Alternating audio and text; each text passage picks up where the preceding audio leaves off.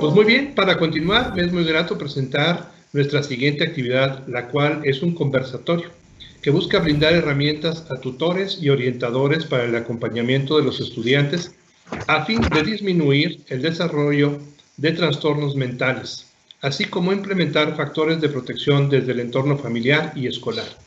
A lo largo del conversatorio podrán compartir sus dudas y comentarios a través del chat de este foro. Al finalizar la exposición, los ponentes tendrán unos minutos para responderlas. Les invitamos a visitar el micrositio del foro para consultar el programa completo y diversos materiales del evento. En el chat encontrarán la liga del mismo. Sin mayor demora, cedo la palabra a mi colega, compañero Ernesto Galván Hernández, quien es coordinador de orientación y tutoría del plantel 20, quien presentará a los especialistas que hoy nos acompañan y que les damos una cordial bienvenida a todos ellos. Gracias. Adelante, Ernesto. Gracias. Muchas gracias, maestro Raúl. Mi nombre es Ernesto Galván, soy coordinador de orientación y tutorías del plantel 20 y voy a fungir como moderador de este conversatorio, el cual se titula Salud mental de los y las adolescentes, claves y estrategias para la identificación y para la atención individual. A continuación, presentaré a nuestros ponentes del conversatorio. Él es Joaquín Torres Acosta, licenciado y maestro en Psicología por la Universidad Nacional Autónoma de México, cuenta con estudios en materia de derechos humanos, violencia familiar, psicodiagnóstico e intervención comunitaria. Ha desarrollado proyectos con poblaciones en situación de vulnerabilidad en temas como adicciones, sistemas familiares, derechos sexuales y reproductivos, salud mental y comunidades terapéuticas. También ha participado en la elaboración de programas y materiales educativos sobre terapia familiar. Actualmente es subdirector de factibilidad en la Secretaría Ejecutiva del Sistema Nacional de Protección Integral de Niñas, Niños y Adolescentes, donde desarrolla estrategias de formación en derechos humanos, derecho a la participación, justicia integral para adolescentes y cambio cultural e inclusión educativa. Ella es Lilia Berta Alfaro Martínez, licenciada, maestra y doctora en Psicología por la Facultad de Psicología de la UNAM. Actualmente es docente de la Escuela Nacional Preparatorio. Ha sido coordinadora y responsable académica de diferentes proyectos de investigación, tales como Programa de Formación para Profesores en Habilidades Docentes y Tutoriales, el Programa de Educación Consciente y Habilidades para la Vida, y del Programa de Prevención de Adicciones, para el Bachillerato de la UNAM. Es autora del libro Solución de Problemas y Toma de Decisiones y coautora del libro Orientación Educativa 4, editado en el año 2011. En la formación de profesores, tiene una amplia participación al impartir cursos, talleres y módulos de diplomados en temas relacionados con tutoría, salud sexual y reproductiva, adicciones, práctica docente, desarrollo de habilidades para la vida en el salón de clases, estrategias didácticas y evaluación. Obtuvo el reconocimiento Distinción Universidad Nacional para Jóvenes Académicos 2002 en el área de docencia y educación media, la distinción Rogelio Díaz Guerrero para jóvenes investigadores en la psicología social y etnopsicología, y obtuvo el reconocimiento Sor Juana Inés de la Cruz otorgado por la UNAM. Finalmente, presento a Ángel Limón Chaires, quien es egresado de la Facultad de Psicología de la UNAM. Dirige el grupo de investigación en sexualidad y psicología y forma parte del grupo de investigación en docencia, diseño educativo y TIC, que dirige la doctora Frida Díaz Barriga. Ha impartido diferentes cursos, talleres y conferencias presenciales y virtuales en el Senado de la República. En la Fundación Mexicana para la Lucha contra el VIH, Virtual Educa, Colegio de Bachilleres, Instituto Mexicano del Seguro Social, entre otros. Tiene diversas publicaciones en revistas sobre el tema de educación, tecnología y política. Actualmente trabaja para la Universidad Autónoma Metropolitana, Unidad Xochimilco, como asesor de la Oficina de Acompañamiento a las Trayectorias Académicas de los Alumnos. Para dar inicio al conversatorio, es importante mencionar que cada ponente tendrá 15 minutos para su presentación inicial. En una segunda ronda, los ponentes deberán responder a un planteamiento para el que contarán con 5 minutos, y al final de las exposiciones se contará con un espacio para responder a las preguntas planteadas por los asistentes, los cuales les pedimos escriban en el chat de este evento. Sin más, cedo la palabra al maestro Joaquín Torres Acosta, a quien le recuerdo que tiene 15 minutos para su exposición inicial. Adelante, maestro. Gracias, pues queremos agradecer mucho al Colegio de Bachilleres por la invitación, además de felicitarles por este foro, porque en realidad es muy importante abordar estos temas de salud mental y sobre todo en este sector de la población, más en el contexto en el que estamos viviendo. Muy buenos días a todas y todos los tutores y tutoras que nos están acompañando, a mis colegas del panel. Voy a empezar con la presentación que tiene la intención de abordar de manera muy general, en primer lugar, la perspectiva de derechos humanos, que es trascendental para el trabajo que se realiza. Y voy a cerrar con algunas ideas que han sido fructíferas en materia de acompañamiento de adolescentes en estos contextos que estamos viviendo ahora y que también refuerzan la perspectiva de derechos. Entonces, si me ayudan avanzando con la lámina.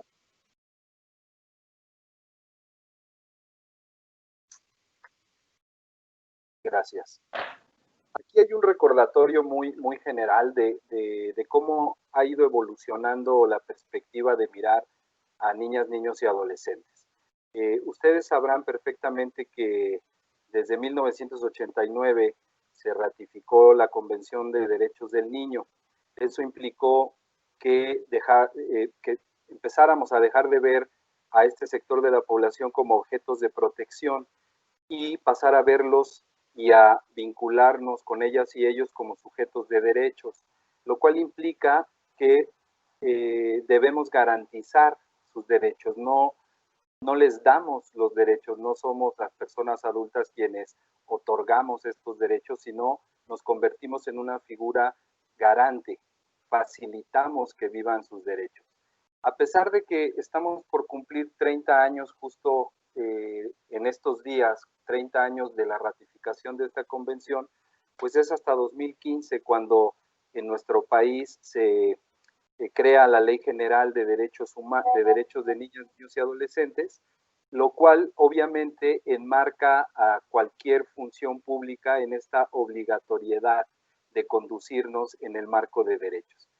Esto sirva solamente para enmarcar lo que vamos a platicar subsecuentemente. Entonces, ahí nada más vemos cómo no hay que olvidar que los derechos tienen estas características que son universales para todas las personas, que son indivisibles, que no se pueden garantizar uno y dejar otro de lado. Tampoco se pueden ponderar uno por encima del otro, son integrales y que ninguna persona puede renunciar a ellos. La siguiente, por favor. Aquí está un esquema de cómo actualmente, a pesar de que la normatividad está de manera muy progresista asentada en las leyes, seguimos teniendo representaciones sociales de niñas, niños y adolescentes de manera seccionada y muchas veces utilitaria. Les vemos ya sea como pacientes, si es en el sistema de salud, únicamente como estudiantes, si es el sistema educativo, como espectadores, en el caso de medios de comunicación, consumidores, sobre todo vamos a ver en el sector de adolescencias, como hay aquí concentrado un gran campo de conocimiento mercadológico sobre adolescencias. También en las familias muchas veces la representación es como dependientes, como patrimonio, como acompañamiento a largo plazo para la adultez mayor. Para las autoridades muchas veces se les ve como beneficiarios, como derechohabientes, como creyentes en comunidades de fe. Es decir, además de todo lo que ustedes ya escucharon, seguramente van a seguir revisando respecto a los estereotipos y los estigmas hacia las adolescencias, pues estas representaciones sociales también afectan porque se les atiende o se les programa públicamente de manera seccionada. Entonces, la invitación es que no solo veamos desde perspectiva de derechos, sino también de manera integral y no de esta forma utilitaria y seccionada. Vemos la siguiente, por favor. Nos vamos a concentrar en todo momento en la figura del interés superior de la niñez, que abarca también la adolescencia. Lo que pasa es que así se nombra desde materia legal este interés. Y no tiene otro objetivo más que poner en el centro del interés superior todas las decisiones que tomemos en materia de quehacer público. Garantizar la integridad física, psicológica, moral, espiritual, holística y sobre todo promover su dignidad humana. Y aquí es donde quiero que partamos también en que vayamos reflexionando cómo nos relacionamos con las adolescencias. Si garantizamos que nos estamos relacionando desde la dignidad humana. La dignidad humana tiene que ver con que las personas tenemos el valor por el simple hecho de existir. Es aparentemente muy sencillo nombrarlo, pero materializarlo en la relación y en el vínculo con las adolescencias es justo lo que vamos a platicar. Adelante, por favor. Otro concepto muy importante en materia de enfoque de derechos, hasta ahí, es la autonomía progresiva. Es decir, en las adolescencias cobra mayor importancia que tengamos claro que todas las libertades que se están construyendo en este sector de la población está relacionado con desarrollar progresivamente el ejercicio de sus derechos y que finalmente tenemos que valorar una ecuación que está relacionada con su edad, su desarrollo cognitivo, sus condiciones sociales, comunitarias, familiares, para que todo lo que garanticemos y las intervenciones que nos toque realizar dialoguen con esto. Entonces, avanzamos, por favor. Aquí está el esquema, la edad, el desarrollo evolutivo, cognitivo y la madurez. Y siempre tener en cuenta que todos los cortes que se hacen en materia de edad cronológica, pues no son más que fotografías de algo que no es exactamente la realidad. ¿Quién dice cuándo y dónde empieza la niñez y la adolescencia?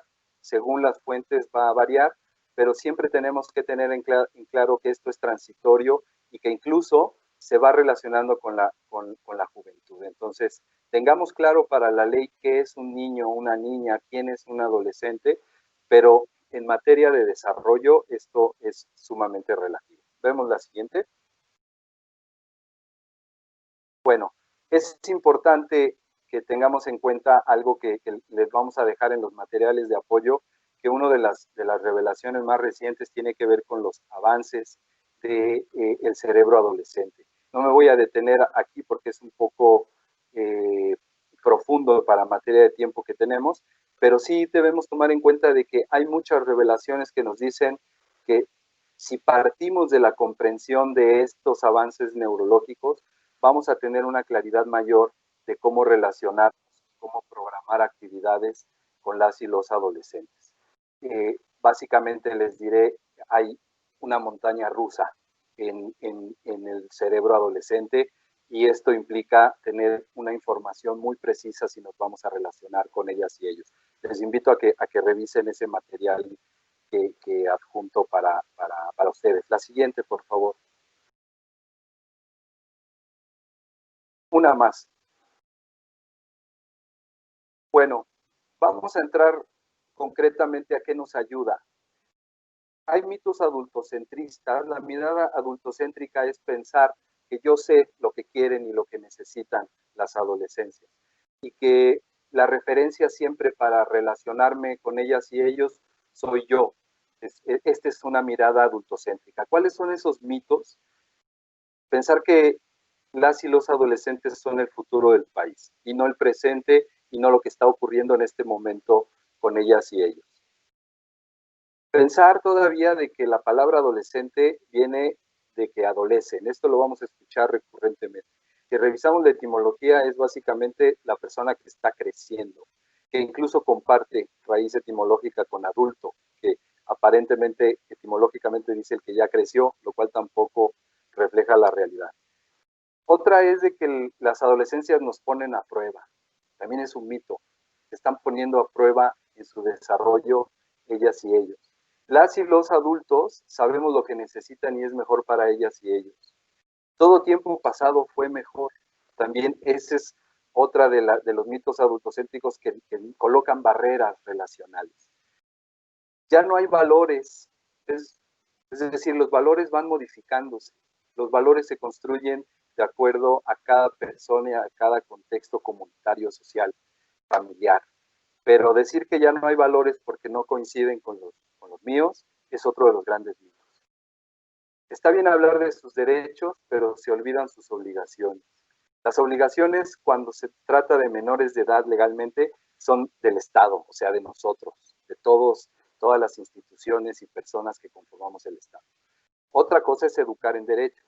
Educar en derechos conlleva también educar en corresponsabilidad, en empatía y no en privilegios. A veces confundimos y educamos en derechos humanos de una manera tergiversada y pensamos que necesitamos instalar obligaciones en menores de edad. Podemos platicar de esto más adelante porque es de los más controversiales. La siguiente, por favor. Y es importante siempre tener una mirada de un modelo ecológico. Aquí están todos los elementos que conllevan a un desarrollo integral y los elementos que me voy a detener en dos, que es la no discriminación. Es muy importante que tengamos claro que todas las identidades culturales, todas las identidades de cualquier adolescencia son válidas, todas aquellas expresiones no pueden tener una carga valorativa. Y la otra es la participación, garantizar que las adolescencias participen efectivamente, opinen, incidan en las decisiones que se toman en torno a sus intereses. Y en el contexto escolar es todavía mucho más importante. La siguiente, por favor. Bien, ya decíamos, es importante conocer estos paradigmas neurológicos, pero también tener en cuenta estos elementos. El desarrollo cognitivo, en todo momento hay un desarrollo social y de personalidad que también nos ayuda a tener claro. El desarrollo ético y espiritual, todo esto en materia de prevención, de salud mental. Vivir conflictos con la adolescencia es vivirlos de manera permanente, no son situaciones que irrumpen de vez en cuando. El conflicto es permanente en la vida social y en la vida personal, y en las adolescencias debemos aprender a convivir con el conflicto y no connotarlo de manera negativa. Todo conflicto y toda transformación de conflicto es un avance en el desarrollo de las adolescencias. Y bueno, también es importante, si bien distinguir estos contextos, mirarlos como un todo. Si somos capaces de mirar integralmente que las adolescencias se están relacionando todo el tiempo en estos diferentes contextos y que son distintos, por así decirlo, cuando están en la escuela, que como pueden ser en su relación de pares, como son en la comunidad escolar, pero nuestro reto es siempre encontrar la esencia, el núcleo social y afectivo de cada adolescente para que nos podamos relacionar con ellos. Y más adelante, la siguiente, por favor, voy a entrar para ir cerrando en algunas claves que creo que son importantes. Comprender la adolescencia de manera interdisciplinaria, desmontar la visión cultural y contraria a los derechos, actuar en razón de sus necesidades y etapa propia, garantizar su participación efectiva, informarnos en perspectiva de género, relacionarnos basados en la perspectiva de género, porque eso va a ser muy importante, y no olvidar que somos corresponsables de su desarrollo. La siguiente, por favor, se me está acabando el tiempo. A ver, para acompañar a las adolescencias es importante empezar por mí. Pondero mi salud mental y mi autocuidado. Nada es personal con las adolescencias en tanto no sobreinvolucremos nuestra relación. No pensemos que todo lo que nos proyectan y cómo se relacionan con nosotros es personal. Las emociones y reacciones que nos genera la relación con las adolescencias nos enseña más a nosotros que a ellas, aprender de cómo nos relacionamos. Si rompemos el puente por cualquier cosa que ocurra, confirmamos su hipótesis respecto a cómo se relacionan con las personas adultas. La siguiente, por favor, ya voy cerrando. Construir un vínculo para proteger. ¿Qué implica esto? Nuestra actitud siempre tiene que reflejar lo siguiente. Pensemos si lo estamos haciendo así. Te quiero conocer. No te voy a juzgar. Voy a validar quién eres. Puedes confiar en mí. Distinguiré quién eres de lo que haces. Esto es clave para poder construir relación. Seré consistente en lo que me toca hacer. La consistencia es siempre muy importante para esta relación. Y la última, el factor relacional. Los materiales que les voy a compartir están relacionados con esto. Nos vamos a basar en el buen trato y la crianza positiva. A veces se piensa que las adolescencias ya no están en crianza, pero vamos a hacer la diferencia si se está viviendo violencia fuera del contexto escolar. Y lo vamos a hacer con actitud de buen trato y de crianza positiva. Vamos a comunicar esperanza en cualquier situación. Vamos a mirar las mismas alternativas y vamos a creer genuinamente en sus proyectos. Vamos a recordar que no somos pares, somos corresponsables de su proceso. No olvidemos esto.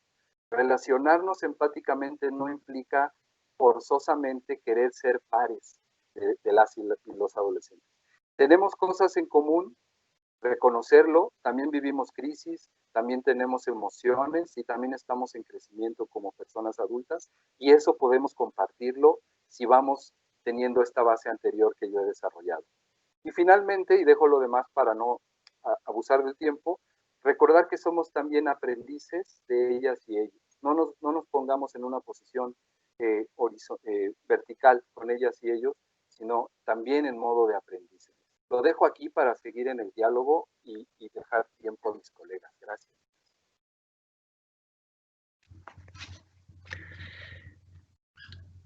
Gracias, maestro Joaquín Torres.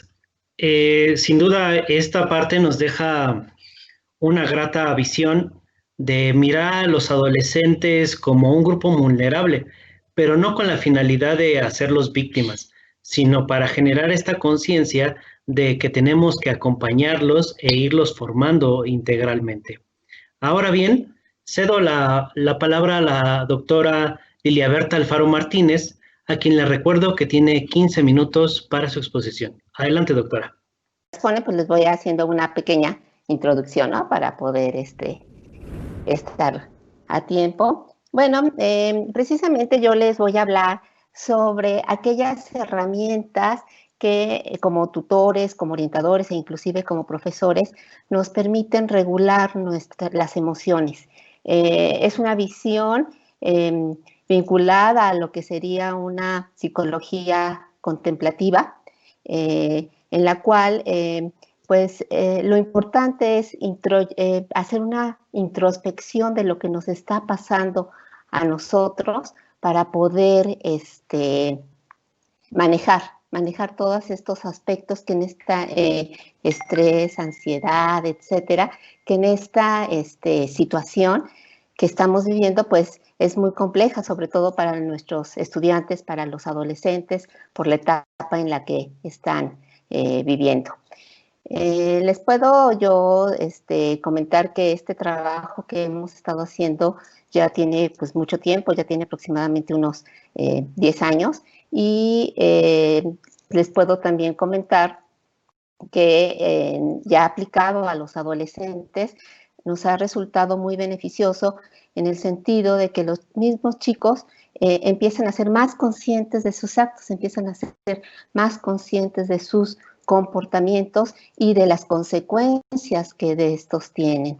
Este tipo de estrategias abona y desarrolla lo que es la inteligencia emocional, que es una parte fundamental para que los chicos puedan ser resilientes, es decir, a pesar de las circunstancias que están viviendo, que son cambios desde el aspecto físico, emocional, social, pero también todas las presiones personales que tienen y todas las presiones escolares, académicas que tienen, desde esta perspectiva nos ayudaría a ser más resilientes, sobre todo a los chicos, ¿no? A pesar de las circunstancias, poder salir adelante. Y eso es muy, muy, muy importante. Sabemos, por ejemplo, ustedes mismos mandaron información sobre todos esos aspectos o sobre todas las emociones que se están generando en la actualidad por el COVID, precisamente. Y ustedes ven que hay mucha ansiedad, que hay mucho miedo, hay angustia, ¿sí? Los chicos empiezan a rumiar información, qué me va a pasar en un futuro, etcétera. Si seguimos un poquito más adelante, ahí en la lámina que estaba. Si seguimos un poquito más adelante para que podamos, esto es lo que les estaba comentando, seguimos un poquito más adelante, creo que ahí. Un poco más atrás, perdón, es que como un poquito más atrás, una más atrás, otra más atrás, otra, ahí, precisamente eso era lo que les estaba comentando, ¿no? Todos estos riesgos que tiene el adolescente, el poder lidiar con estas situaciones de estrés, pues necesitan herramientas sobre todo si vienen en una familia donde hay conflictos, donde hay violencia, donde se han exacerbado actitudes y comportamientos violentos, que ellos lo viven y lo sienten. La siguiente, por favor. Bueno, pues estos serían los, todo esto es lo que está surgiendo a partir de esta nueva normalidad, pero si ustedes ven, podemos nosotros, que tenemos herramientas que podemos usar precisamente para poder regular todos estos estados emocionales. La siguiente, por favor. Bueno, era lo que les decía, que cómo podemos enfrentar estas situaciones, pues desarrollando la inteligencia emocional, ¿no? Para poder ser resilientes. La siguiente, por favor. ¿Cómo hacerlo? Bueno, tenemos diferentes estrategias que lo podemos lograr, como ya les había mencionado, la autorregulación emocional. Entrenar la atención es sumamente importante porque nuestra mente generalmente cuando estamos estresados, ansiosos, deprimidos, siempre está divagando y está saltando de un lado a otro y eso nos hace todavía exacerbar este tipo de emociones. Si nosotros podemos concentrarnos en el aquí y en el ahora, nos va a permitir relajarnos y nos va a permitir tener esa paz mental que es necesaria precisamente para ir desarrollando todas estas habilidades como la habilidad de escucha, no solamente hacia los demás, sino hacia uno mismo, hacia lo que nos está pasando, a lo que me está pasando a mí como persona, como individuo. Tenemos que desarrollar estrategias que nos ayuden a desapegarnos de aflicciones, de situaciones que nos causan daño y que por alguna forma ahí estamos apegados a ellos o a ellas y que nos están causando esta desestabilidad mental, ¿no? Pero ¿cómo hacerlo? Bueno, pues lo tenemos que hacer desarrollando esos principios éticos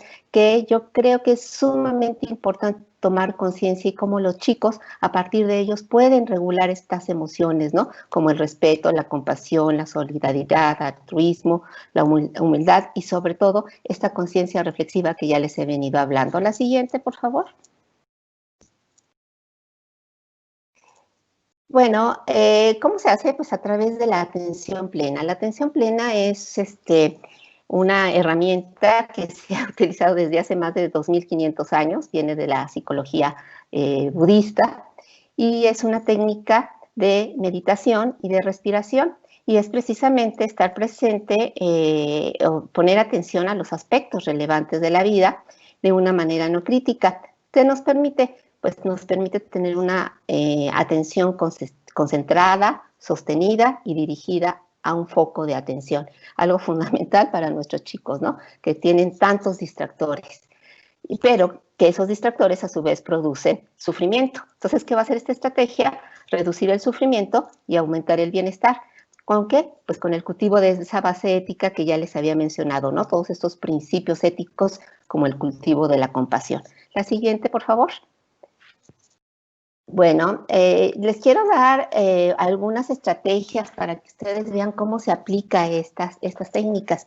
Una sería la práctica formal de la atención, que se divide en atención relajada, estable y alerta. Ahorita les voy a hacer un pequeñísimo ejercicio para que vean cómo se puede aplicar. Y una técnica informal que a mí en lo particular me ha servido mucho cuando los chicos me llegan muy ansiosos, estresados o con angustia, y es la técnica de parar. En ese momento, ¿qué les digo? ¿O por qué se llama parar? Les digo, primero hay que parar lo que estamos haciendo. Si estamos demasiado estresados, hay que notar que estamos estresados o enojados. Entonces, en ese momento en el que empezamos a tener esas sensaciones, hay que parar. ¿Para qué? Para poderlas atender y contestar la pregunta, ¿cómo me siento mental y físicamente? Y después decirles, ahora respira. Haz 2 o 3 respiraciones profundas con inhalaciones largas y vas a atender nuevamente tus sensaciones para que vuelvas a retomar esa conciencia de cómo me siento ahora. Y una vez que ya lo hice, entonces sí puedo regresar a lo que estoy haciendo. Con esta técnica abrimos como un espacio en nuestra mente que nos da tranquilidad y que nos permite volvernos a enfocar a lo que estamos haciendo. Y esto, y cuando estamos muy enojados, nos da esa parte o nuestro cerebro se oxigena que nos va a dar es como un espacio que nos va a permitir tomar decisiones, es decir, a lo mejor parar un acto agresivo o a lo mejor simplemente retirarme de la situación, pero que es necesario porque si no lo hacemos, pues nos dejamos ir, ¿no? Nos dejamos ir con los impulsos y eso es lo que hace que muchas veces tenga las personas conductas violentas y agresivas. Por eso esta técnica, si se practica, es muy sencilla, unos cuantos segundos y lo podemos hacer. Bueno, las siguientes 3 diapositivas no las voy a ver porque, bueno, por el tiempo que me queda, pero sí me gustaría ya para ir cerrando, el que podamos hacer un pequeño ejercicio para poder aprender a meditar, que es la práctica de la atención plena vinculada a la respiración, que es una práctica de atención alerta. Aquí nada más les voy a decir que les voy a invitar a que se pongan en la silla donde estén, su espalda recta, con los hombros hacia atrás, sus plantas de sus pies sobre el piso, las manos sobre sus muslos y bajen la mirada. Y una vez que bajan la mirada, ¿sí? Van a tratar de ubicarla en un espacio vacío que queda entre la silla y el piso. Y van a tomar 3 respiraciones profundas con inhalaciones largas. Inhalamos, exhalamos. Inhalamos, exhalamos. Inhalamos y exhalamos. Y dejamos que nuestro cuerpo respire como normalmente lo hace, sin forzar la respiración. Establecemos una motivación para realizar la práctica. Por ejemplo, que esta práctica nos sirva para relajarnos y para obtener un beneficio propio y también para todas las personas que nos rodean.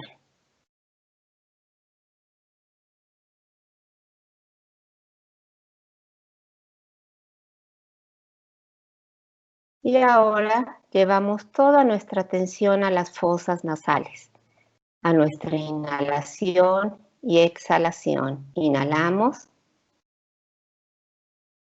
exhalamos. Sentimos esa sensación de inhalar y exhalar. Y si nuestra mente está divagando, saltando de una idea a otra,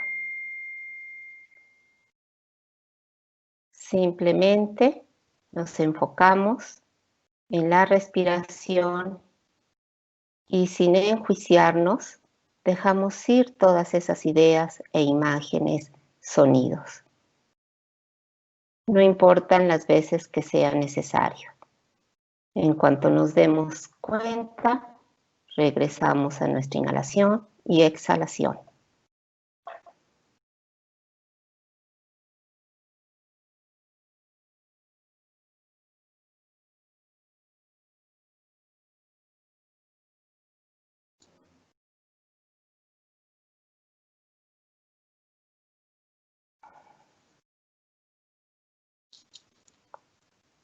Y ahora generamos la aspiración de que esta práctica que acabamos de realizar ayude a cultivar el bienestar duradero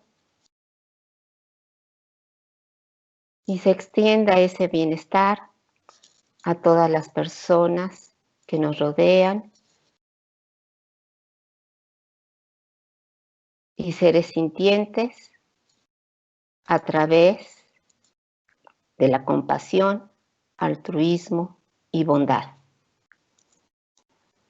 Hacemos una respiración profunda con una inhalación larga y regresamos a este espacio.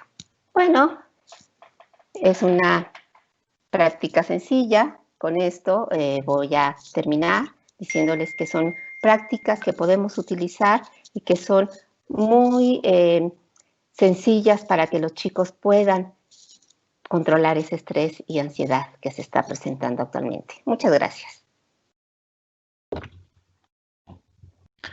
Muchas gracias, doctora Berta, por esas estrategias que nos ha compartido, estas técnicas de respiración para poder trabajarlo de mejor manera con nuestros alumnos y también por estos conceptos que bien maneja de inteligencia emocional y por supuesto los valores que tenemos que desarrollar para que los muchachos aprendan esta situación.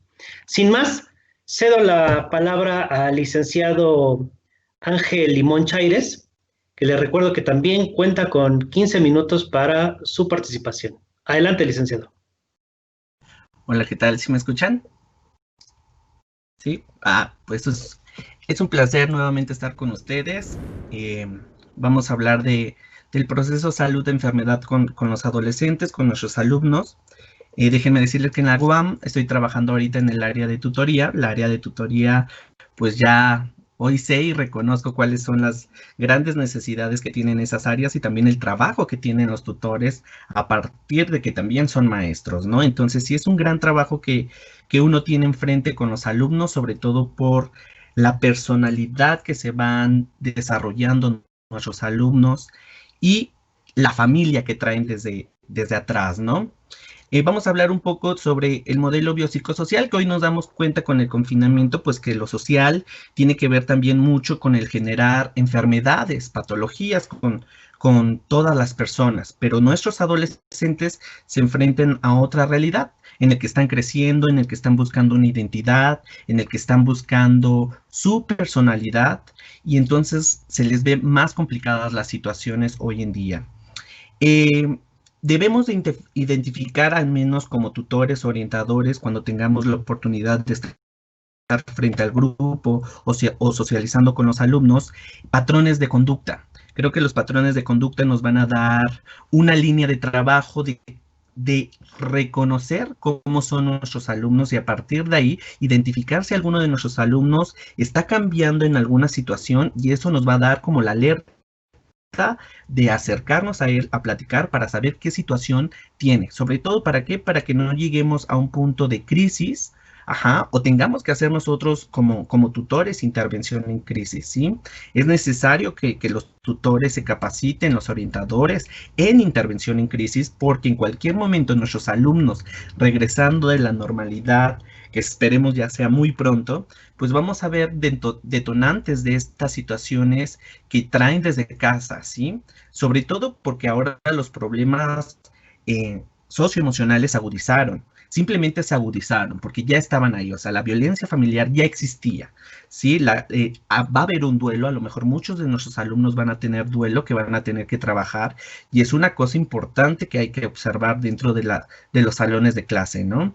El estrés, la ansiedad, la depresión o algo tan sencillo como las personas que tienen trastorno obsesivo compulsivo, ¿no? A los virus o a las bacterias o a la limpieza. Esta fase o esta etapa de la vida yo creo que se detonó a un extremo y ahora no ir a terapia, no estar con un terapeuta o tener lo que hacer en línea, pues son procesos difíciles que uno tiene que enfrentar.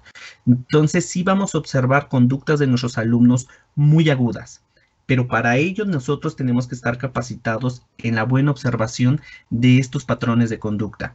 Pero ¿qué elementos debe de tener un orientador o un tutor para poder abordar a un alumno en una situación de crisis o en un proceso que uno quiera platicar con ellos? Es principalmente la empatía. La empatía nos va a ayudar a ponernos en el lugar del otro, ¿sí? No es lo mismo ser simpático que empático, ¿sí? La empatía nos va a ayudar al reconocimiento de esas emociones, ¿sí? Al reconocimiento de lo que le está sucediendo o lo que está pensando, ¿sí? Ahora puedo decir, ustedes como orientadores y tutores no son terapeutas, evidentemente, pero sí juegan un papel del acompañamiento, del seguimiento de lo que está sucediendo con el alumno. Por lo tanto, sí debemos de tener varios elementos que nos ayuden a abordar a nuestros alumnos, a lo mejor en un proceso que ellos tengan.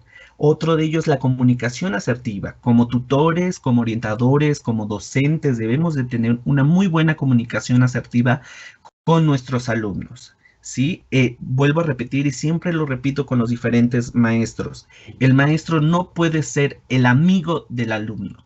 El amigo es totalmente diferente. El maestro es maestro, pero sí hay un proceso empático con el alumno. Esta parte de la empatía es lo que nos ayuda a reflexionar, a hacer una liga de emociones con ellos, pero sin tener que llevarlo al extremo y que a veces nuestros alumnos abusen de esta empatía que tenemos, ¿sí?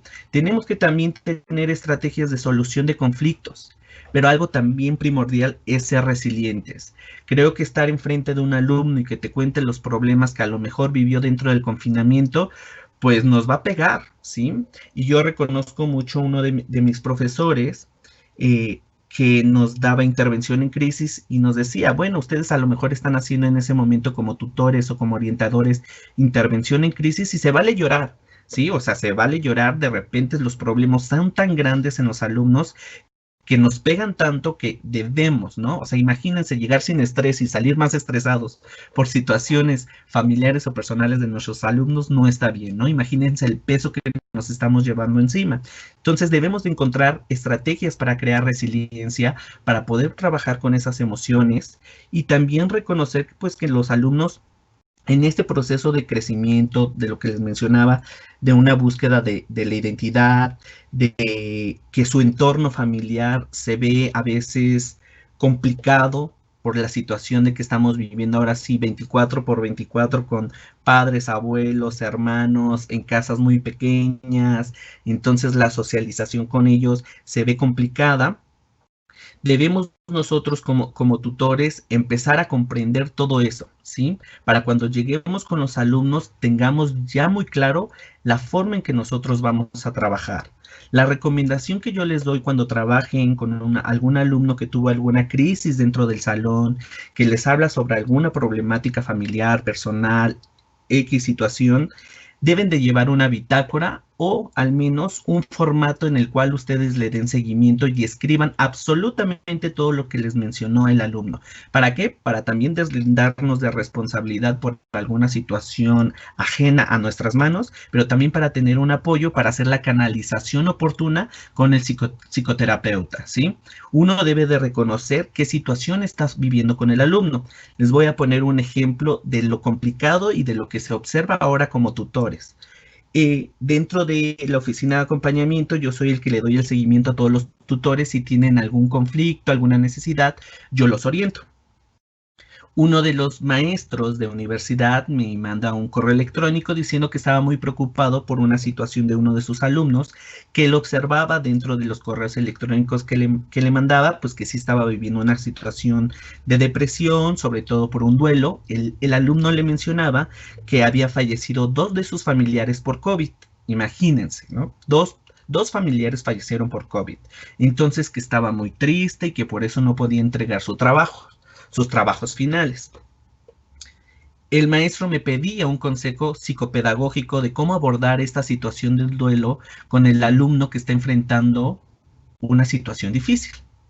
La recomendación que yo le di, psicopedagógica tal cual, fue seguir dándole el acompañamiento necesario, porque lo que está buscando el alumno también es como desahogar esas emociones, también desahogar ese estrés académico, pero también que le ayudara al alumno a ser resiliente. Que ser resiliente no es solamente decirle al alumno, bueno, pues mira, ¿sabes qué? No entregues tus trabajos, te paso con 6. No, sino también ser resiliente es esto, afrontar esa situación de duelo y decir, bueno, ¿qué capacidad tienes en este momento para hacerme un trabajo que creas que sea de calidad en el momento en el que estás viviendo?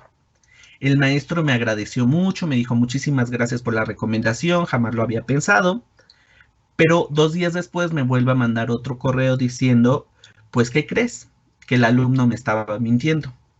Ni estaba viviendo una etapa de duelo, ni habían fallecido 2 de sus familiares, simplemente no quiso trabajar y buscó un pretexto para ello. Esto es lo que se están enfrentando hoy en día los tutores y los docentes a distancia, con alumnos que a veces a lo mejor sí están viviendo una situación de duelo y que uno como tutor y uno como docente tiene que enfrentar esas situaciones y apoyar al alumno para que pueda cumplir académicamente. Pero también está la otra parte, el abuso de ese poder que tienen hoy en día los alumnos dentro de casa, de decir, pues me está sucediendo esto, a ver si usted me cree.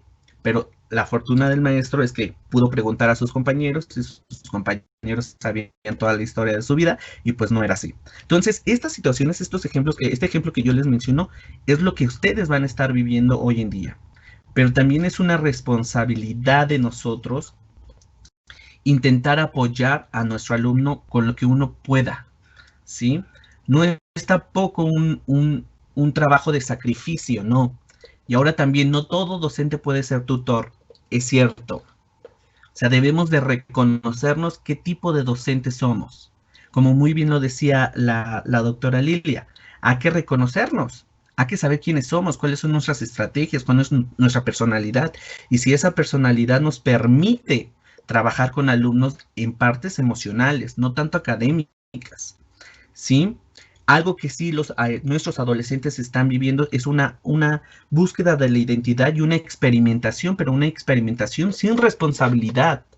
Y esto lo veo muy seguido en la situación cuando yo doy pláticas de sexualidad. Los jóvenes quieren vivir la vida por vivirla, sin tener en claro la responsabilidad que es vivir y tomar decisiones. Uno como tutor debe de ayudar a los alumnos a tomar decisiones, ¿sí? Y una de las frases que es fuerte, pero me lo decían muchos de mis maestros de terapia. Me decían, los adolescentes, pero principalmente los niños, no tienen problemas, tienen padres. Y muchas veces la problemática de sus problemas son los padres. Sí debemos de intentar, al menos institucionalmente, crear una vinculación con nuestros alumnos y con los padres. Los padres es los que nos van a ayudar a facilitar todo el trabajo con el alumno. ¿Para qué? Para el bien del mismo alumno, del mismo hijo. Sí debemos de crear estrategias para que los padres se vuelvan responsables de esta educación que tienen, tanto emocional como académica, ¿sí? Y la baja autoestima. Las problemáticas que yo más observo dentro de nuestros alumnos es que muchos de ellos tienen baja autoestima. Y cuando te dicen baja autoestima, escuchas a lo mejor a la gente que te dice, bueno, pues échale ganas, ten buena autoestima. Sí, pero ¿cómo creo buena autoestima? El consejo que yo les doy a ustedes, tutores, es que la autoestima se va creando por eslabones, ¿sí? Por escalones. El primero es el conocimiento, quién eres, el concepto que tienes de ti mismo, el cómo te evalúas, el cómo te aceptas y el respeto que te tienes. A partir de esos escalones, uno va creciendo hacia una buena autoestima. Uno tiene que alentar al alumno a este desarrollo de la propia autoestima, a partir de cada uno de esos pasos. Y nos vamos a dar cuenta dentro del salón de clase que los alumnos en ocasiones no tienen autoestima. Les preguntas quién eres y se quedan hasta callados y pelan los ojos de en realidad no tienen un concepto, no tienen una evaluación de ellos mismos. A partir de ahí vamos a poder trabajar dentro de la tutoría y dentro del proceso de orientación con alumnos mejor orientados, mejor capacitados y con una personalidad muchísimo más fuerte. Creo que ya se me terminó el tiempo y agradezco, muchísimas gracias. Gracias, licenciado Ángel Limón, por estas ideas y herramientas que nos has proporcionado para poder ubicar a los alumnos que tenemos en alguna situación de riesgo y cómo poderlos ayudar. Bien lo decías, necesitamos ser empáticos, más no los amigos de los alumnos, ¿no? Sin más, agradezco a los ponentes por estos conocimientos que nos han compartido y que para todos nosotros son de mucha utilidad. Ahora, para dar paso a la segunda intervención, es necesario señalar que los tutores y orientadores del Colegio de Bachilleres vamos a iniciar un semestre diferente. Por esto requerimos de ideas y herramientas que nos puedan ayudar a ustedes a aplicar para lo cual les voy a solicitar que me den respuesta a la siguiente pregunta. El orden podemos hacerlo como empezamos, primero el maestro Ángel, el maestro Joaquín, después la doctora Berta Alfaro y por último el licenciado Ángel Limón. La pregunta es la siguiente, compañeros, ¿qué recomendaciones pueden hacer a las orientadores y tutores de acompañamiento del Colegio de Bachilleres para atender la salud mental y emocional de los adolescentes durante este confinamiento? Maestro Joaquín Torres, por favor. Sí, gracias. Desde lo que me ha tocado abordar, yo subrayaría sobre todo delimitar claramente las funciones y las responsabilidades que les confiere esta figura de tutor, de tutora. Al mismo tiempo, tener de parte de las autoridades correspondientes la claridad sobre el procedimiento, es decir, qué me toca hacer, en qué protocolo o en qué organización más explícita están estas funciones de tutoría. Y también yo pensaría en tener siempre claro mis referencias para derivación y canalización. Es decir, hay muchas líneas de apoyo en este contexto que yo se las comparto en la presentación que les voy a dejar. Hay muchas líneas de auxilio, hay muchas líneas. El 911 ha desarrollado en todo este contexto atención especializada y que como tutores seamos muy conscientes de nuestros límites, pero también la protección que requerimos de nuestra institución. También me parece que algo clave es si no es, ser tutor implica vocación, no solamente designación. Entonces, en este sentido, poder allegarnos de información por interés propio. No tenemos que profundizar en temas de psicopatología o en temas de violencia de género, pero sí saber delimitarlos, conocerlos. También yo les comparto en una de las láminas algo que la Secretaría de Salud desarrolló, que es sobre todo en la violencia de noviazgo y también en el tema de autolesiones o de violencia que viven las adolescencias, para poder distinguir a manera de semáforo, si claramente qué señales puedo yo distinguir. Y también me parece muy importante lo que yo comentaba,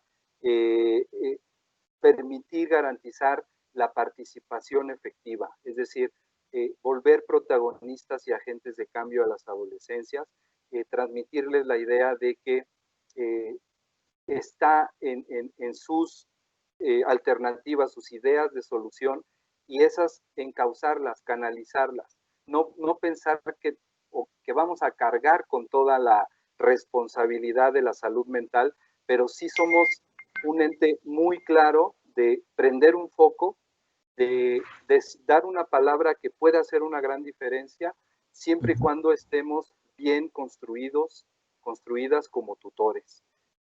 Yo creo que por ahí es donde podríamos tener una claridad de que estamos haciendo algo de manera ética y de manera integral y sobre todo de acompañamiento genuino. Sí, maestro Joaquín, me parece muy acertado los comentarios que realizas con respecto a que tenemos que delimitar bien las funciones de los orientadores y de los tutores del colegio de bachilleres para no caer como en estas problemáticas, ¿no? Y bien lo comentas, hacer a los muchachos pues partícipes de este proceso, ¿no? No podemos resolver a lo mejor todo, pero sí tenemos esa capacidad para poder hacer una canalización o una derivación. Gracias, maestro Joaquín Torres. Bien, doctora Berta, su respuesta, por favor. Sí, claro que sí. Yo creo que algo bien importante primero es el trabajo personal. No podemos apoyar a nuestros chicos ni como tutores, ni como orientadores, ni como profesores si no tenemos este trabajo personal. Y hay que buscar apoyos, hay que buscar ayuda. O sea, a veces ni siquiera siendo psicólogos lo podemos hacer nosotros solos. Y este trabajo personal tiene que ver con esa conciencia autorreflexiva para poder ser congruente y poder ser consecuente con nuestros pensamientos, sentimientos y acciones.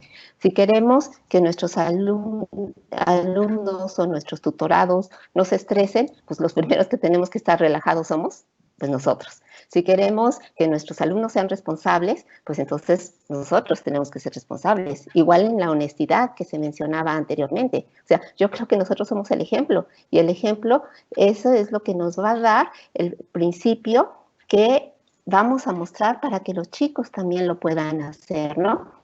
Y bueno, yo finalmente les quisiera dar algunas opciones donde pueden saber más acerca de todo esto.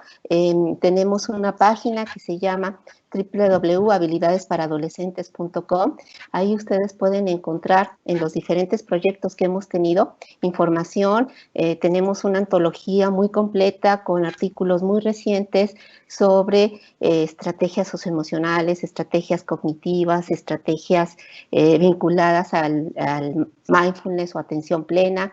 Ahí podrían ustedes encontrar cuáles son las diferentes técnicas, manuales para poderlos aplicar. Y sobre todo, yo creo que hay que tener este acompañamiento psicológico. Y este acompañamiento psicológico podemos tener muchas opciones. Una de ellas es la que está ofreciendo la UNAM, está abierta a todos, es un acompañamiento gratuito y en línea y telefónico, donde puede haber desde consulta psicológica, hay asesoría para padres, que también es muy importante. Podemos, si hay problemas de sueño, de ansiedad, etcétera, se puede hablar y les van a dar una atención que en cierto momento, si requieren algo ya más especializado, ahí mismo les van a canalizar, ¿no? Y bueno, si quieren ser ya más específicos sobre un entrenamiento basado en atención plena o mindfulness, pues está la de hay diferentes asociaciones. Hay una de ellas que es el Instituto de Psicología Contemplativa, en donde también da apoyo gratuito para poder hacer ese acompañamiento, para poder regular estas emociones de ansiedad, de estrés, a través de estrategias de atención plena. El mismo profesor puede apoyarse en estas sesiones para poder aprender las estrategias y poderlas transmitir a sus estudiantes. Lo que les acabo de decir se puede hacer en línea. Si nosotros queremos aplicar la estrategia de atención plena vinculada a los procesos de nuestra respiración, 5 minutos es suficiente para poder calmar todas estas emociones que están a flor de piel y entonces sí, podernos enfocar a lo que queremos enfocarnos, ¿no? Se les ofrece 1 o 2 sesiones que son gratuitas y que van a aprender cómo aplicar estas estrategias. No son procesos terapéuticos. Aquí sí es muy importante saber que como que no nos van a dar terapia, simplemente son apoyos para los docentes, para los tutores, para los orientadores, para que ustedes lo puedan aplicar. Y finalmente, la habilidad de escucha, bien importante para nuestros chicos, ¿no? Más como tutores y orientadores. Y el tener la habilidad de escucha implica no interrumpir, pero también implica simplemente eso, escuchar, a veces sin siquiera dar ningún consejo, porque el chico lo que quiere es ser escuchado, y más en momentos de crisis. Muchas gracias. Muchas gracias, doctora Alfaro. Me parece muy congruente todo lo que nos ha compartido. Y bueno, esta página que nos comparte para los tutores, obviamente que no son o que no somos psicólogos o pedagogos, ¿no? Es muy importante tener estas herramientas que nos van a ayudar para poder atender a los muchachos. Y por supuesto, la escucha, como bien lo dice, a veces los muchachos lo único que necesitan es un poco de escucha y de atención. Muchas gracias, doctora Alfaro. Licenciado Ángel Limón, por favor, su respuesta. Creo que tengo varios puntos. Uno debe de ser capacitarse en diferentes habilidades como docente. Creo que eso es necesario, ¿sí? Y que sea una capacitación por querer y no por obligación, porque son cosas totalmente diferentes y las respuestas también como capacitador se ven ahí reflejadas. La otra es, creo que sí es necesario que todos nuestros docentes y directivos estén capacitados en intervención en crisis. Eso lo puede hacer cualquier persona, pero no porque lo quiera hacer, lo pueda hacer cualquier persona, lo puedes aplicar en cualquier momento. Debes de también estar bien contigo mismo para que no te veas conflictuado con esas emociones, ¿sí? También el reconocimiento de ti y de tus áreas de mejora, como lo dicen los psicólogos laborales, ¿no? Sí debemos de reconocer cuáles son nuestras áreas de mejora e intentar mejorarlas, ¿sí? Mejorarlas. Otro punto es, siempre lo voy a repetir, ser empáticos con nuestros alumnos, ser empáticos con nuestros compañeros docentes, ser empáticos con los directivos, porque luego dentro de las instituciones educativas hay un pleito interminable entre cada grupo ahí social, entonces sí intentar hacer algo que es una comunidad escolar, ¿sí? La comunidad escolar es el docente, alumno, padres y madres de familia. Es necesario formar esta comunidad escolar. Y otro es un trabajo colaborativo tanto el tutor, el docente y el directivo. Siempre deben de estar las puertas abiertas tanto de los directivos como de los docentes, como de los tutores, para poder escucharse entre sí y reconocer cuáles son las necesidades o cuáles son las estrategias que ellos pueden implementar para apoyar al alumno. Y otro es crear enlaces institucionales. Creo que sí, los directivos se deben de esforzar por tener ahí a lo mejor enlaces muy seguros, por si hay alguna problemática puedan canalizar con las personas de una forma más pronta, porque luego volvemos a repetir la cuestión burocrática, papeleo, citas, firmas, para llevar a un alumno tan solo a terapia gratuita, se vuelve a veces complejo, muy complejo. Pero si tenemos estos enlaces institucionales, el alumno va a llegar directamente con el terapeuta y vamos a ayudar al alumno inmediatamente, porque no sabemos en qué problemática esté emocional que pueda tomar decisiones en contra de su propia vida. Entonces, la intervención inmediata de nuestra canalización va a ser lo mejor para el alumno. Creo que esas son mis recomendaciones. Gracias. Gracias, licenciado Ángel Limón. Me parecen acertadas y oportunas estas precisiones que nos haces con respecto a la capacitación que debemos de tener de manera permanente y constante para poder brindar un mejor servicio a nuestros estudiantes. El trabajo colaborativo que hablas, efectivamente, valga la redundancia, tiene que ser así, ¿no? Colaborativo entre todos los integrantes de la comunidad educativa.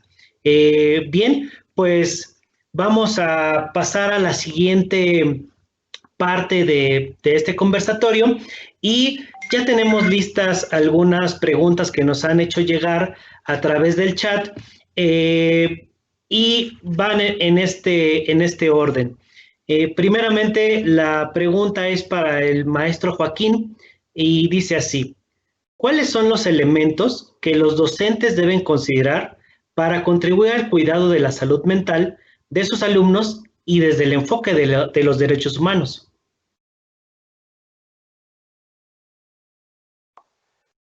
Bueno, es muy amplia la pregunta.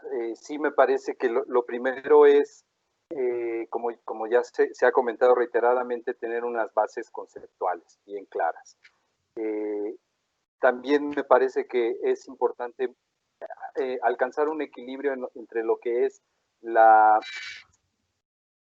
tendemos a categorizar mucho cuando conocemos sobre salud mental, sobre psicopatología, tendemos a querer mirar muchas situaciones en las personas.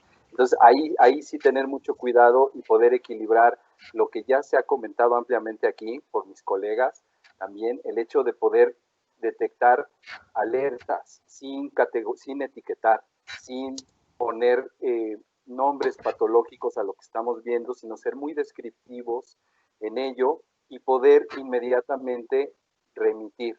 Y el tema de derechos humanos, ya lo decía yo, no olvidar la base de la dignidad humana. Sobre todo lo que estemos observando, categorizando, evaluando desde nuestra capacidad y desde nuestras funciones, todo debe ser en este terreno, en esta tierra fértil de la dignidad. Y eso nos va a llevar justo a no estigmatizar, a no etiquetar, a no poner cargas valorativas sobre lo que vemos y también equilibrar hacia lo que se puede desarrollar. Muchas de las crisis y muchas de las situaciones que alertan son áreas de oportunidad. Puede sonar a un cliché, puede sonar a una frase clichetera de las crisis son oportunidades y bla, bla, bla, pero si lo entendemos si nos apropiamos de ello y lo vivimos también, como ha dicho también la doctora, vamos a darnos cuenta de que este tipo de situaciones nos están mostrando mucho de las adolescencias. Entonces, básicamente es esto, vivirlo en dignidad y no sobreetiquetar ni caer en esta idea de acabo de aprender cómo se usa un martillo y entonces a todos les voy a ver cara de clavo, ¿no? Eso es básicamente lo que podríamos tener mesura y saber usar la herramienta adecuadamente. Gracias, maestro. La siguiente pregunta va dirigida a la doctora Alfaro y dice así: ¿qué estrategia le sugiere a los docentes que les permitan contribuir al desarrollo de la inteligencia emocional de los alumnos? Bueno, hay muchas estrategias, ya he mencionado varias, pero yo creo que las técnicas de meditación son excelentes porque nos forman una autoconciencia de nosotros mismos y nos permiten ser conscientes de nuestros propios procesos, ¿sí? Para poder entonces sí manejar externamente lo que tendríamos que manejar con nuestros chicos, con nuestros alumnos. Las técnicas de meditación me gustan a mí mucho porque nos hacen ver la importancia de los principios y valores humanos, nos permiten tener una conciencia reflexiva sobre nuestra propia vida, poder entender que todo lo que empieza, termina, de que todo lo que sube, baja, de que todo lo que nace, muere, que hay una transitoriedad y que en esta transitoriedad, pues nuestra mente es la única que nos va a permitir ser felices o al contrario, sufrir. Nuestros propios sufrimientos vienen de nosotros. Y esa conciencia reflexiva únicamente la vamos a poder obtener a partir de esta autorreflexión. Y la meditación no es algo esotérico, es simplemente relacionarse con uno mismo y con los seres que nos rodean. Gracias. Muchas gracias, doctora. La tercera pregunta es para el licenciado Ángel Limón y dice así: ¿cuál es la mayor habilidad que debe desarrollar un tutor para hacer un acompañamiento efectivo con los alumnos? Muy fácil, empatía. Creo que esa es la respuesta. Si un tutor no es empático, no va a poder trabajar con el alumno. El ser empático es que te vas a poner en los zapatos de la otra persona, porque el ser tutor es muy aparte de ser el docente, es el reconocer que el alumno tiene una necesidad y esa necesidad está basada en tantas cosas, ¿no? La familia, problemas académicos, cognitivos, conductuales, y a partir de ahí uno puede tomar las mejores estrategias para apoyar a nuestros alumnos. Creo que el principio es la empatía. A partir de ahí vamos a poder trabajar con una comunicación asertiva, la solución de conflictos, pero la empatía es la primera habilidad que uno debe de desarrollar. Creo que es eso. Y debemos de reconocer que somos empáticos. Hay docentes que no son empáticos y que se saben que no son empáticos y que me los ponen a hacer ser tutores. Entonces, cuando llega el alumno a querer resolver un conflicto, a que le den el acompañamiento, pues se ve más conflictuado con su propio tutor, ¿no? Entonces sí debemos de reconocernos si en realidad tenemos la facultad, la vocación, la pasión de ser tutores, porque tutor es un paso totalmente diferente a ser un docente, ¿sí? Ok, sí, muy claro. Por último, viene una pregunta que viene dirigida para los tres, que me gustaría que le dieran respuesta. Y la pregunta es así: ¿qué estrategias nos sugieren para motivar a los estudiantes al aprendizaje de nuestras asignaturas durante esta situación de contingencia? Maestro Joaquín.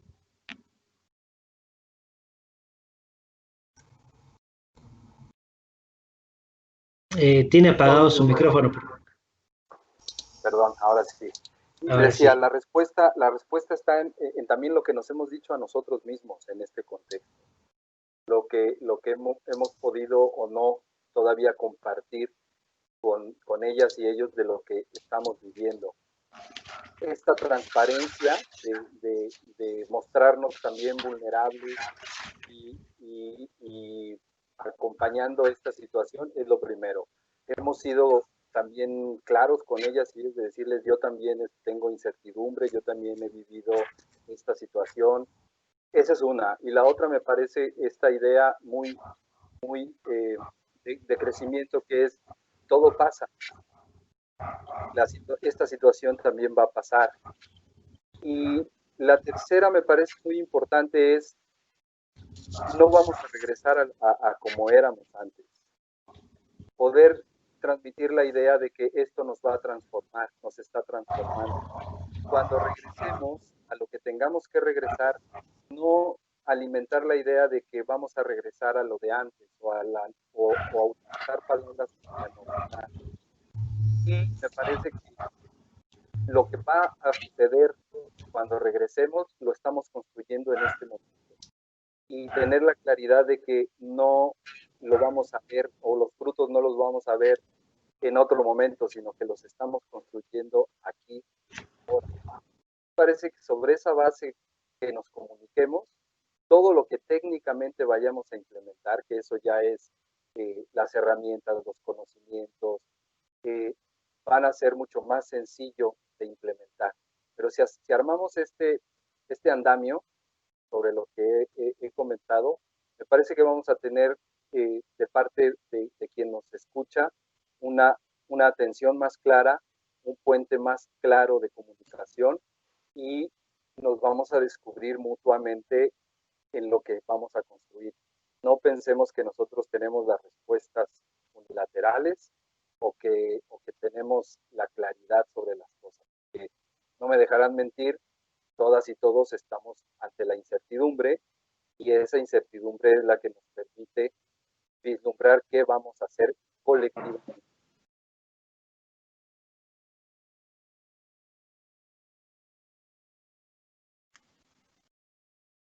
No se escucha, perdón. Sí. Perdón, Sí. muchas gracias, maestro Joaquín. Bien, doctor Alfaro, por favor. Bueno, yo creo que algo que nos motiva a todos y a nuestros estudiantes es poder ser conscientes de que tenemos una preciosa vida humana, independientemente de cualquier circunstancia. Y eso lo tenemos que introyectar. Y si lo introyectamos como tutores y si lo introyectamos como profesores, orientadores y como personas mismas, eso es lo que vamos a reflejar y eso es lo que van a recibir nuestros chicos, ¿no? Entonces, esa es la motivación que nosotros mismos estemos reflejando hacia ellos. Eso a los chicos los va a beneficiar muchísimo, ¿no? O sea, no queremos, ¿cómo querer motivar a un chico si nosotros estamos desmotivados, si nosotros estamos estresados, si nosotros estamos tristes, si nosotros estamos decepcionados? Hay que trabajar, yo vuelvo a insistir, mucho en nosotros, porque ese trabajo personal nos va a permitir motivarnos a nosotros mismos para seguir adelante y para poder entonces sí motivar a los chicos, para que nuestras mismas actitudes que estemos nosotros proyectando, ellos les lleguen a ellos y entonces ellos van a tener su propio proceso y lo van a valorar. Es como semillas que sembramos, ¿no? Las semillas son bien importantes, ¿no? Entonces, si sembramos una semilla de manzana, pues vamos a obtener un árbol de manzana. Lo que pasa que a veces vamos en sentido contrario, ¿verdad? Y eso es lo que desmotiva, ¿sí? Sembramos manzanas esperando obtener duraznos, ¿no? Pues no lo vamos a lograr. Y eso es lo que desmotiva, ¿no? Esa incongruencia que vivimos como seres humanos. En el momento en que nosotros mismos nos volvamos congruentes, ese va a ser el motor de la motivación. Muchas gracias. Muchas gracias a usted, doctora Alfaro, por esta respuesta. Licenciado Ángel Limón. Sí, gracias. Yo creo que es darles la esperanza de un mejor futuro. Creo que están estudiando el bachillerato para tener mejores oportunidades en la vida. Y creo que esa visión uno como docente se las debe de implementar al alumno. Crear una personalidad basada en un crecimiento personal a pesar de las situaciones que se están viviendo hoy en día y que estas situaciones que hoy se están viviendo son experiencias que vamos a contar en un futuro a nuestros hijos, a nuestros nietos, que sobrevivimos una pandemia, que cómo fue una pandemia, que a lo mejor ya no lo vivirán o sí lo vivirán en un futuro, esperemos que no, pero sí son experiencias que marcan tu vida y esas experiencias que marcan tu vida también generan, valga la redundancia, generan generaciones, digámoslo así. Hoy los nativos digitales que son nuestros alumnos se están enfrentando a una realidad, en realidad son o no son nativos digitales, ¿no?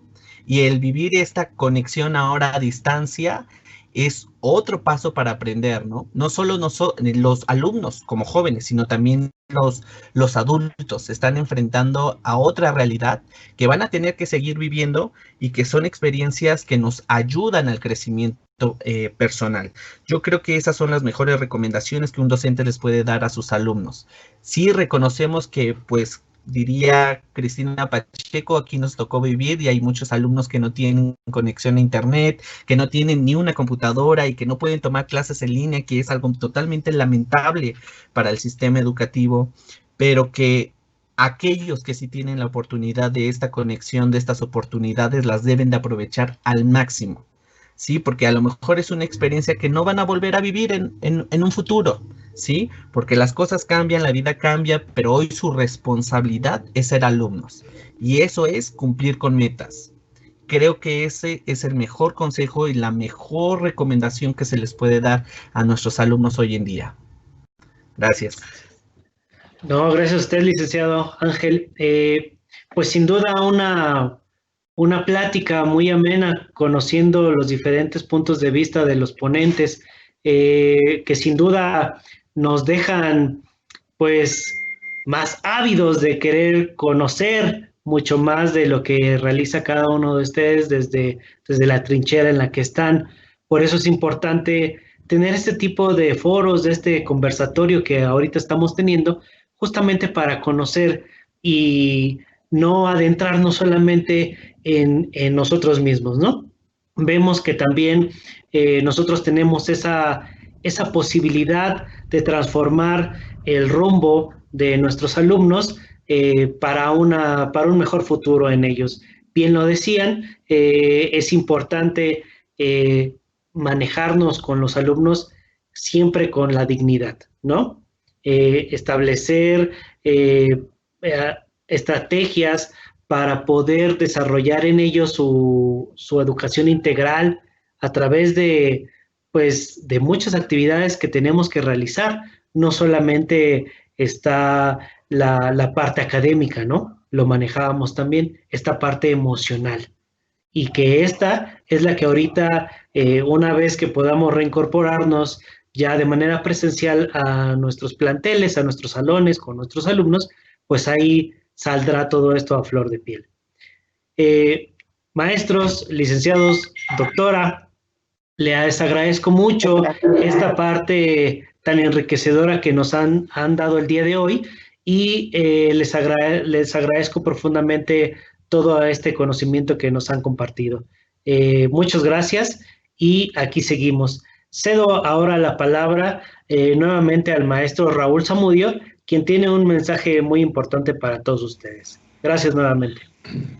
Pues muy amables, muchas gracias, extraordinarios temas, de verdad, sumamente atractivos cada elemento que nos han compartido. Muchas gracias a los ponentes, sin duda las herramientas serán de utilidad para los orientadores y tutores de bachilleres, e inclusive a unos como docentes o como personas con los tips, estrategias, comentarios que nos dieron. Al público que nos acompaña, docentes, directivos que están con nosotros, les recordamos que las preguntas que por cuestión de tiempo no puedan ser respondidas en este espacio serán enviadas a los ponentes para que sean resueltas y sus respuestas serán publicadas en el micrositio una vez concluido este evento. Antes de pasar a nuestra última actividad, que es la responsabilidad docente ante la formación socioemocional de los estudiantes, que es un tema importantísimo, relevante, con el cual estaríamos redondeando cada uno de estos espacios que nos han compartido para fortalecer nuestras competencias, habilidades en la orientación y tutoría. Estaremos dando un pequeño espacio de receso de 15 minutos, con este sentido de estirarnos, poder prepararnos otro cafecito si así gustan, o algún refrigerio o algo para entrarle de lleno a este siguiente y último tema. Desde luego, pues no es necesario que salgan de la reunión. En caso de que se llegaran a desconectar o así lo desearan, podrán ingresar nuevamente con la misma liga. Pues bien, los dejo, nos vemos en 15 minutos y retomaremos el tema que sigue. Muchísimas gracias, nos vemos al ratito. Bye.